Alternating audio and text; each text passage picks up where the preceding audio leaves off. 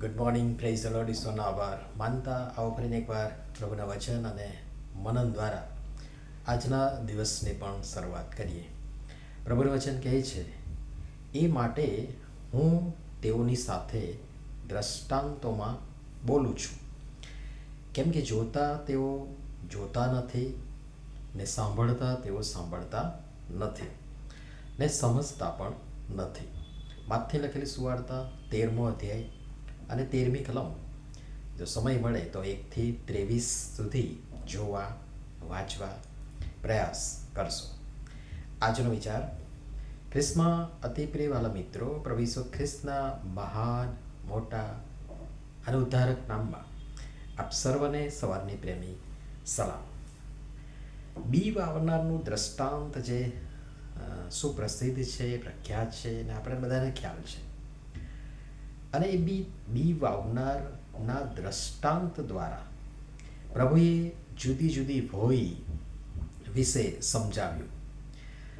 જેવી જમીન તેવો પાક, આપણે જાણીએ છીએ. દેવનું વચન બી છે. આપણ સૌનું જીવન, મન, હૃદય એ એક પ્રકારે ભોય સમાન જ છે. જેની જેવી સમજણ, રુચિ, તરસ, જિજ્ઞાસા ને વચનનો સ્વીકાર તથા ગ્રહણ શક્તિને અનુકરણ, તેવા ફળ જે તે વ્યક્તિમાં જોવા મળે.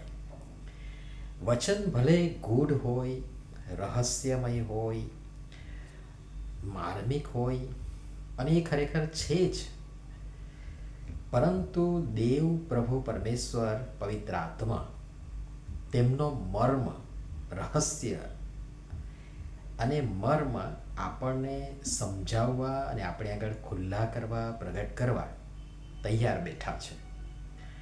આપણે ખાલી આપણા આત્મિક જે કાન છે, આંખ છે, એને ખુલ્લા રાખીએ. જુઓ, વચન આ જ અધ્યાયની 11મી કલમમાં કહે છે કે આકાશના રાજ્યના મર્મો જાણવાનું તમને સોંપેલું છે, પણ તેઓને નથી સોંપેલું અથવા તો નથી આપેલું. હા, કેવળ વિશ્વાસીઓને માટે, જેઓ પ્રભુ ઈસુ ખ્રિસ્ત પર વિશ્વાસ કરે છે તેઓને માટે મર્મો પ્રભુ ખુલ્લા અને પ્રગટ કરે છે. અને જાણવા, સમજવા, જીવનમાં ઉતારવા પણ તૈયાર રહેવું જોઈએ. વચનોને આપણે આપણી પોતાની જે ભાષા કહી શકો, અથવા તો જ્ઞાન કહી શકો, અથવા તો સમજણ કહી શકો, જે મર્યાદિત છે, સીમિત છે, એ મર્યાદિત ભાષા, જ્ઞાન અને સમજણની મર્યાદામાં જ આપણે રાખીએ છીએ. પણ વચન જે ગાઢ, અગાધ છે, માર્મિક છે, રહસ્યમય છે, એને રહેવા દો. એમાં મરજીવા બની ડૂબકી લગાવવાનું ચાલુ રાખો અને ડૂબકી લગાવતા રહો.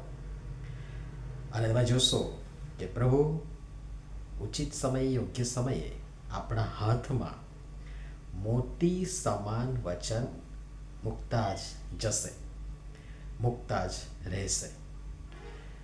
વચનોને જો આપણે સ્વીકારીએ નહીં, વચનોને આપણે અનુસરીએ નહીં, તો એ પેલી બિન ઉપજાઉ ભોય અથવા તો જમીનની જેમ આપણે પણ બિન ઉપજાઉ બનીશું.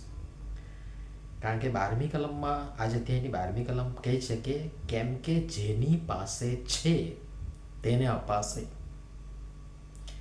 ને તેની પાસે પુષ્કળ થશે, પણ જેની પાસે નથી તેની પાસે જે છે તે પણ તેની પાસેથી લઈ લેવાશે. અઘરું છે, પણ આ પ્રભુનું વચન છે. કદી નહોતું જોયું, સાંભળ્યું એવું ઉત્તમ શિક્ષણ આજે આપણી પાસે ઉપલબ્ધ છે. પ્રભુની કૃપાથી પર્યાપ્ત છે, આપણી ભાષામાં છે, આપણે સમજીએ એવી રીતે છે. તેથી પ્રભુ વચનો શિક્ષણ મારફતે જે બતાવવા, સમજાવવા માંગે છે તે જોઈએ, સમજીએ અને તેને અનુસરીએ. 16 અને 17મી કલમ તમે જોશો તો ત્યાં પણ બહુ સરસ વાત લખી છે. પણ તમારી આંખોને ધન્ય છે, કેમ કે તેઓ જુએ છે, અને તમારા કાનોને ધન્ય છે, કેમ કે તેઓ સાંભળે છે. કારણ કે હું તમને ખચિત કહું છું કે તમે જે જુઓ છો તે ઘણા પ્રબોધકોએ તથા ન્યાયીઓએ જોવા ચાહ્યા પણ જોયા નહીં, અને તમે જે સાંભળો છો તે સાંભળવા તેઓએ ચાહ્યા પણ સાંભળ્યા નહીં. પણ એ તક મને ને તમને મળી રહી છે. જોયું છે ને અજાયબ? હા, આપણને એ તક મળી છે, તો ઝડપી લઈએ અને વચન, શિક્ષણ જે સ્વરૂપે મળે એ સ્વરૂપે સ્વીકારીએ. ફક્ત સારું સારું લાગતું જ નહીં, પણ કડવું પણ પચાવતા શીખીએ. છેલ્લે એક વાત કહી બંધ કરીશ. દવા કડવી ભલે હોય, પણ સાજા થવા માટે એ લેવી જ પડે, તો જ આપણો તાવ ઉતરશે ને આપણે સાજા થઈશું. પ્રભુ સમજવા આપણ સર્વની સહાયતા મદદ કરો. નમ્ય પ્રાર્થના કરીએ.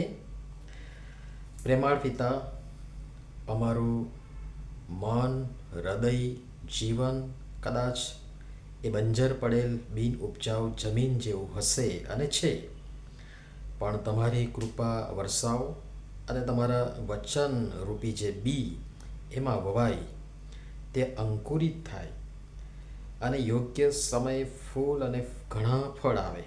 તમારી ઈચ્છા અને અપેક્ષા મુજબ માટે જરૂરી તમામ તૈયારી જે બી વાવતા પહેલાં ખેડૂત અથવા તો બી વાવનાર જમીન માટે કરે છે, એમ તૈયાર થવા, તૈયાર કરવા અને તૈયાર રહેવા કૃપા કરી અમારી સૌની તમે સહાય તથા મદદ કરો.